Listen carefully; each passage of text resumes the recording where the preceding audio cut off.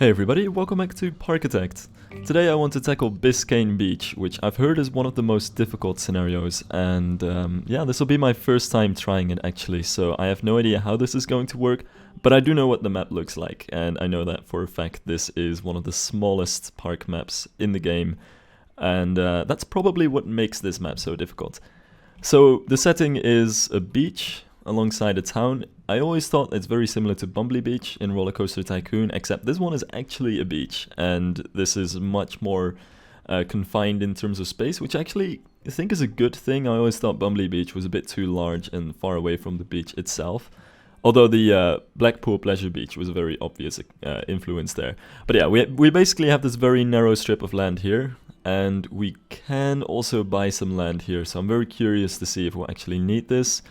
But I think we do, because we need to get at least 600 guests into the park with an experiences rating of 80%. And there's also the optional goal of having a cleanliness rating of 75%, which I think I'll probably meet, because I don't think it'll be easy to actually reach the experiences rating without getting also the cleanliness rating. So I think that should be more or less fine. Now I'm actually very curious to see what kind of research we have in this. We start off with some decent first rides actually, and a wooden coaster as well. That's awesome. That's actually something that I thought would fit really well alongside the edge of the park here, just an out and back wooden coaster. Very space efficient, and I think it very much fits the idea of this park as well. So honestly, I think I'll start off with a wooden coaster as a main money maker, and then spend any other money that I've left on different kinds of flat rides and go from there. So let's get started. Alright, now I'm starting with the wooden coaster here, which is maybe a little bit unusual, rather than building a food court first or some rides, but in my mind I wanted to build an income as quickly as I could, and something that I didn't realize when I started this recording just now, and what is probably the main thing making this a very difficult scenario, is the fact that you cannot charge any money for the rides in this scenario. You can only charge for the entrance, but all of the rides have to be free. So at this point I was actually building this wooden coaster mostly to draw guests into the park and charge a really high price right from the start, so that in the first few minutes of letting the game play I could earn some good cash. At this moment the park is actually still open, but I'm gonna close that eventually, and once I open all the rides and I have a basic first area finished, I'll actually really open the park with a very hefty income, or a very hefty entrance fee, just to make sure that I earn some decent money right from the start. And yeah, overall this scenario is gonna require some very different tactics from all of the scenarios so far.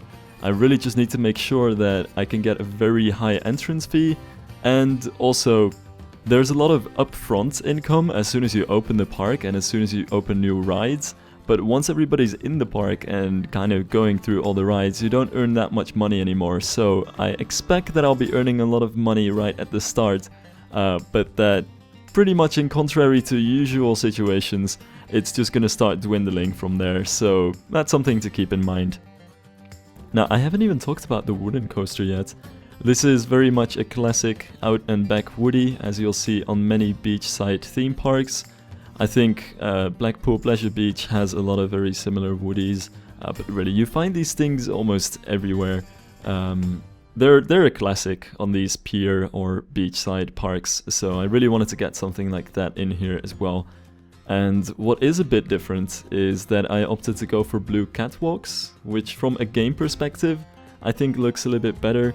A lot of these wooden coasters will usually have white supports with the regular wooden unpainted tracks, and then some kind of colored railing and decoration on the side of the coaster. But in this case, because the coloring works a little bit differently, I felt that the most similar effect would be reached if you make the entire catwalks blue, because you can't separately color the railings here. So that's why the catwalks are a bit weird like that. I think it looks good though. It definitely seems to carry the sort of traditional beachside wooden coaster look for me, so I'm pretty happy with it. And I'm also adding some custom supports here, and I really just have to use some of these roof border pieces here because the actual supports pieces are quite limited, just to get some head choppers into this coaster. From an in-game perspective, it's probably going to help the scenery rating quite a bit, but to be completely honest, I don't care too much about that. I really just wanted to get the visual idea of having these head choppers here, which is a huge part of the fun of a wooden coaster, especially on the first half of the layout where you're diving underneath the supports after very long drops, and that should just make the drops themselves a little bit more engaging. I also built that small spire on top of the lift hill, which is just one of those classic woody touches. But yeah, starting on the actual entrance area here with a slide, which I felt was just about the best ride to put in this place. The general layout that I'll follow for this build is having very wide plazas of paths in the middle down this strip, and then putting all of the flat rides and the coasters around that. And in the end, that means that I'm going to be having a lot of path, but I think that I'll help to try and make the park seem a little bit less crammed, because I'm really going to have to fit everything into very tight spaces here. So I think that should overall help make the park look a little bit better. Not to mention that I'm kind of wanting to experiment a little bit more with my paths again, because I think the path systems in some of the previous scenarios, especially in the first few scenarios of this playthrough, have all been kind of similar, and it's fun to mess around with some different paths and different colors every now and then. So I'm just using the very wide concrete tiles here, and then mixing up the colors very slightly to create some very subtle patterns, but nothing with completely different colors or anything like that. Now the second ride is the scrambled eggs, or really I guess I should be calling it the twister. I'm not even sure why these things are called scrambled eggs. If the way that these things spin is your method of making scrambled eggs in a pan, then I don't know how those scrambled eggs would turn out. But yeah, that's just what this ride is called for me now. I decided to put a very different roof on this one than everything so far. I'm still experimenting with a slightly different roof on every ride so far, and I'm not running out of ideas yet. And for this one, I'm going for the chest pattern that you can see there, which is very bright, but I think it very much fits the festive summer theme of this scenario. And then over here are some very small houses that I figured could maybe house a toilet building and some other kind of stall. So I eventually had a vending machine in there, but at some point I realized that I forgot all about space to put a queue for the wooden coaster. So in the end, I actually routed the queue partly through this building. So it's going to have a toilet in it, but then the rest of it is just going to be an indoor part of the queue for the wooden coaster right there. So I think that works out quite well, actually, to at least, make use of the queue, because queues are one of these things where they're kind of a waste of space in this scenario, but I do want to make them realistically long. So I want to make sure to decorate them and put a lot of roofs over them to at least make it seem like they're a very important part of the scenery of the park. Anyway, I'm starting to run a bit behind. At this point I was working on the food court, which is quite necessary. Also, if you noticed, there was just a switch that suddenly my voice kind of changed. I'm recording this a bunch later because I realized going through this video that there was another section where my microphone decided to act really weird, and I'm still not sure how to fix this. So far I've just been switching USB ports, but anyway, that's something for me to figure out, I suppose. Although, if anybody does have experience with the Blue Yeti being shitty, I know that's not a new thing, but this particular brand of shitty, then please do let me know. But anyway, moving on to what I'm actually doing here. The food court is quite simple, although there's an interesting quirk to it, I suppose. I wanted to have a decent volume of building here, especially to block out the view of the outside world. So even though I'm just using some stalls, which would technically just be one floor, I'm adding a top floor, which is pretty much just empty and quite airy, and using the trellis pieces as a way to decorate it. I think it works out quite well, actually. And it's a nice way to keep a very light and simple building, but still fill up the space quite well. I think for the volume of the square in front of it, it works quite well. And then over here, moving into another plaza and a Ferris wheel, I'm using a very large amount of pathwork here, just because space is very limited in this park, and I want to actually use most of the space just for paths, so the park doesn't get too crowded, because I will have to put everything very close together, so there will be a lot of stalls and queue lines and rides and coasters everywhere. So I want to have as much pathways running in between that as I can, just to make sure that it doesn't seem too overcrowded. So that's really the guiding principle of this park, I guess. There will just be this one very wide pathway running down the middle of it with these concrete textures and some slight variations in color to make it a bit more interesting to look at.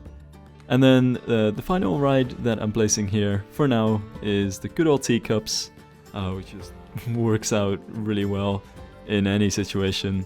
So I'm adding that with a very simple decoration around it. It's not really too interesting, but I think it works well in setting up this plaza in front of the wooden coaster.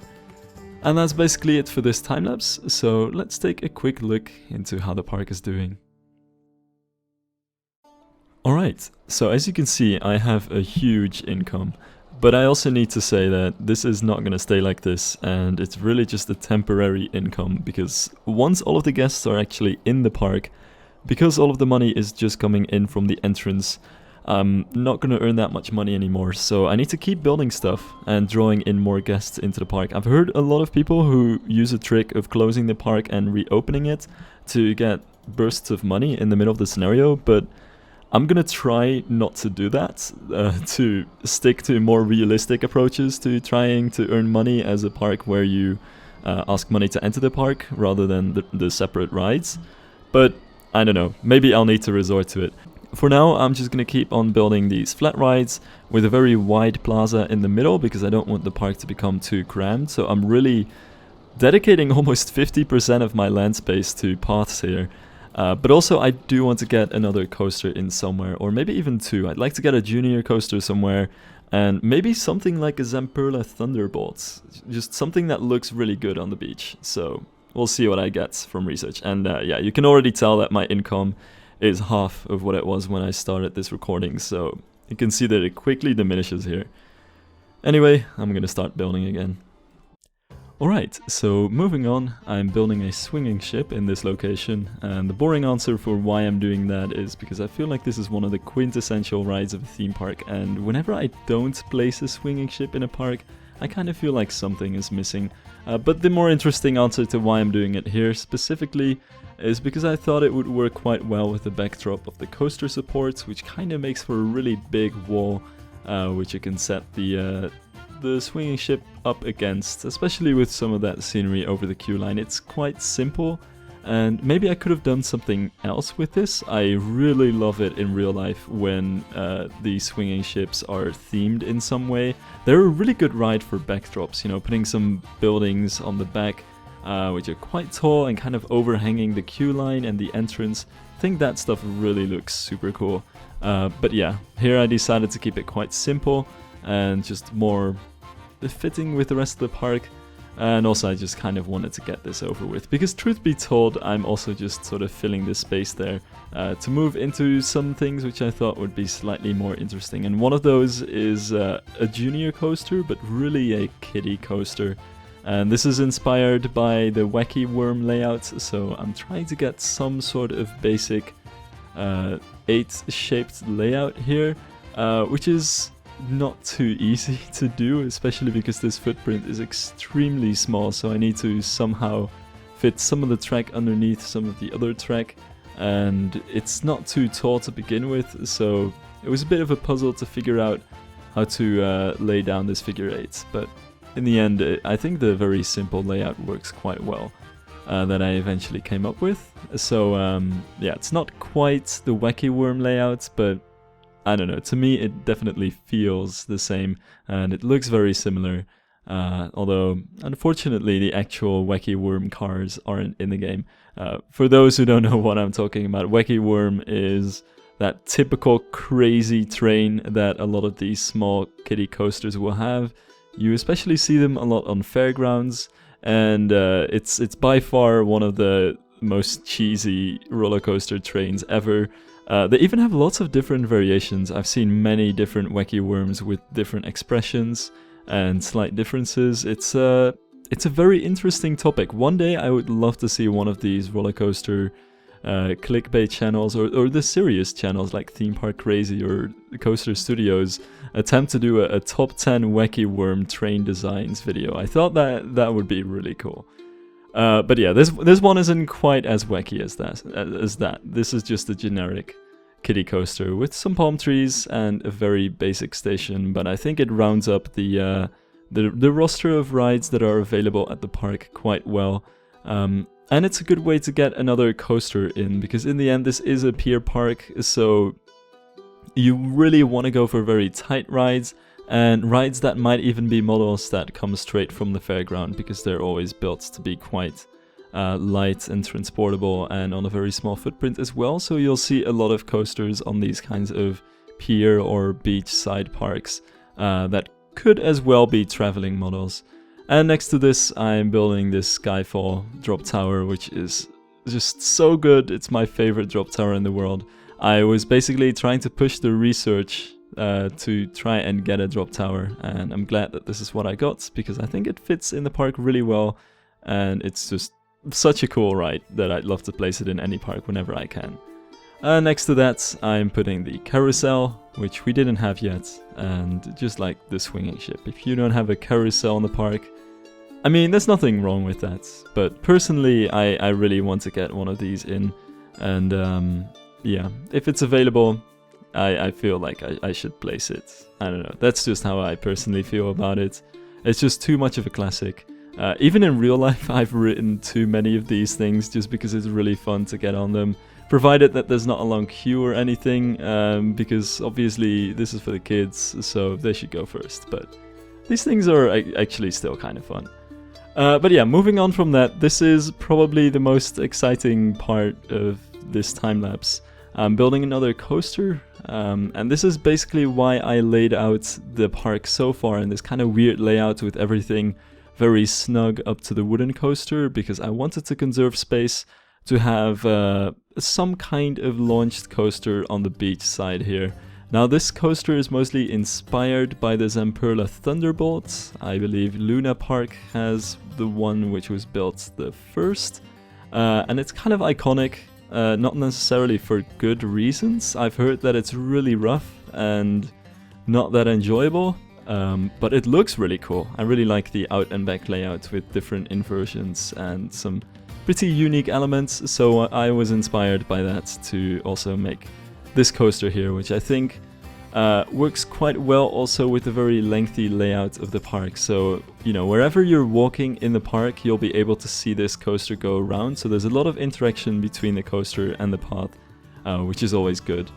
Not to mention that, you know, when you have as little space as this park here, you really want to have something that you can build in a very compact way. So launch coasters are a bit easier in that sense, because you don't have to fit in a lift hill somewhere. You can just go straight into the action, do some inversions, and come back into a brake run. So yeah, that's what I'm doing here. This track actually looks very similar to the Thunderbolt track as well. I know the track that the in-game steel coaster uses is kind of a mix between the Aero track and the Schwarzkopf track, and kind of also the Premier track. It's sort of providing for all of these coasters at the same time, because the game doesn't have the standard old looping coaster or the corkscrew coaster, but this coaster is kind of both at the same time. And the track design really reminds me of the Thunderbolt track design as well, which has the same triangular shape with these very simple spline, rail, and triangular track ties setup. But yeah, the layout itself is going to be quite short because I don't have too much space, and as you can see, I'm really struggling trying to get different elements in. I tried my best to see if I could fit a Cobra roll in, but that was just not happening. So it starts off with the top hat, so you catch a bit of airtime on that, and then after that you run into a very small hill, and I'm trying to make this another very smooth dive loop, very much like the one I had in Batavia Key. I've recently been told it's pronounced Key, and I'm very confused by the English language now, but yeah, apparently it's Key, so thanks for letting me know about that. Yeah, anyway, in Batavia Key I also had a coaster where I kind of used the slope to build a smoother dive loop, so I'm trying to do the same here. And then after that dive loop, you have a small airtime hill into a vertical loop. And as you might have noticed, I built the vertical loop out of 2 half loops so that it actually moves 2 grid spaces to the side. So the vertical loop goes straight over the track that goes through the middle of it. So it's a bit of a strangely shaped loop. It kind of looks like the first loop on Olympia looping, which is also a very wide loop with track going straight through the middle of it. It's a strange shape. But yeah, it's pretty much what I have to go for here because the space is very limited. What I also noticed is that it made the loop very circular because the half loop in the game is a bit more circular than the full loop. So, I mean, if you want to go for more circular shaped loops, you could actually use 2 half loops instead of 1 single vertical loop because this one is not quite as clothoid shaped. But yeah, that's all for the layouts. After that, you just go into 1 more airtime hill and into the brake runs. So yeah, really, it's not too long, but I do think it has a pretty decent length. And, you know, I think it's also just about the most I could get out of this space here. I could have done maybe a little bit more, but then there wouldn't be enough space to put a proper brake run in. And I always try to, whenever I can, have 2 brake runs. They could be connected, but at least have 1 section which is just regular old friction brakes to slow the coaster down, and then a section where you have block brakes, where you could leave the second train if there's anything wrong with the other train. You know, if you want to have 2 trains, I always want to make sure to have an entire flat section of block brakes on which a whole train could be placed. Now when it comes to the station, I'm keeping it quite simple, with a roof in the middle of the track which is raised a bit, and then some slightly lower and flat roofs on the side. And this basic kind of setup is always a really easy way to get out of doing a station that looks slightly interesting, but you know, it never really fails. It's pretty much a station for dummies, and you can go and experiment with any kind of roof shape, but as long as you have that like slightly raised roof in the center and then some lower less steep roofs on the side, it just pretty much always looks quite good, and there's a lot that you can put in there in terms of variation. So I did experiment a bit with the pillars and the different wooden pieces that you see on the roof, but that aside, it's quite a standard station. And finally, I'm finishing off this section of the park with some staff stuff and these stalls selling drinks and food, because we're quite far away from the other section of the park where we have the other cafeteria.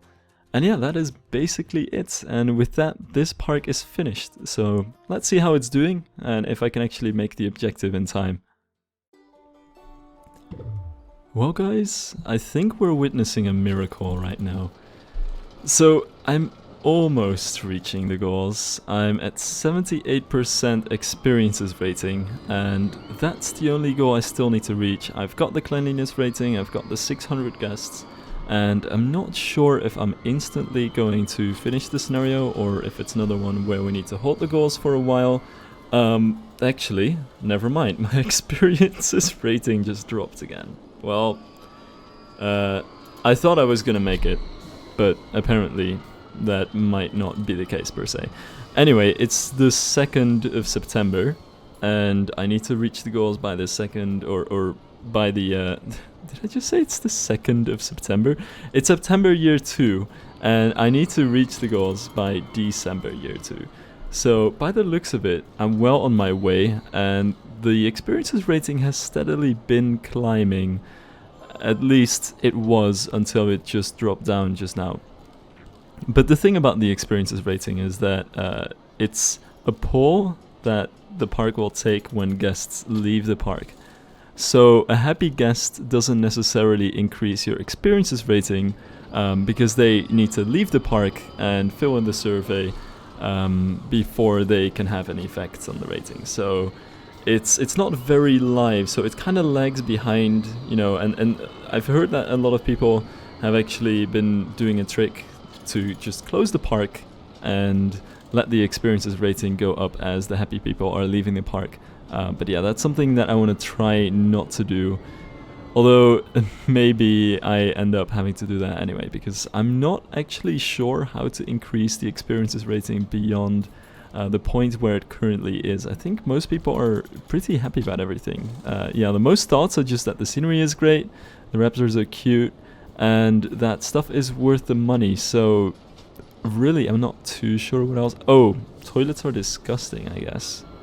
Well, I guess I could get more janitors to fix that issue.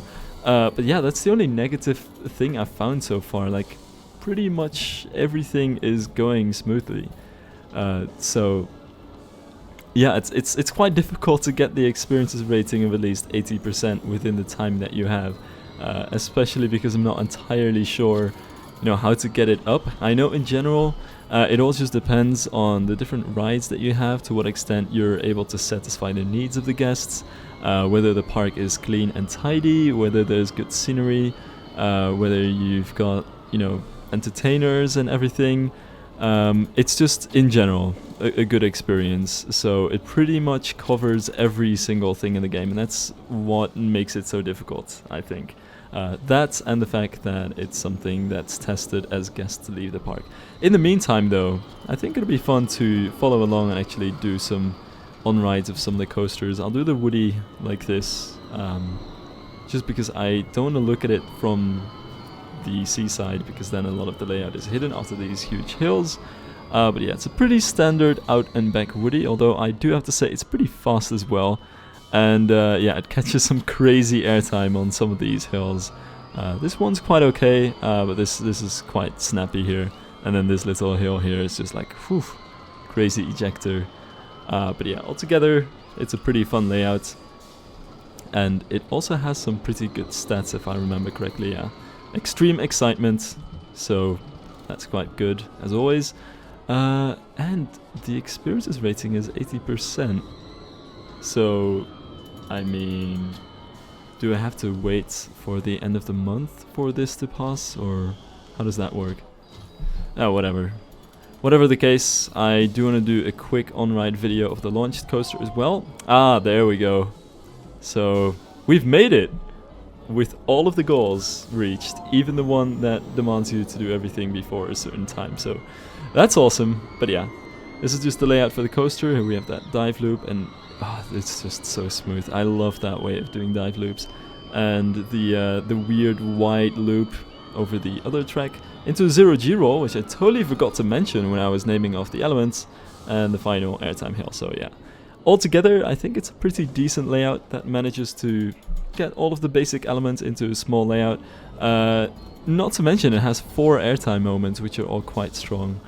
And yeah, also looks like we need to hold the goals at 100% completion.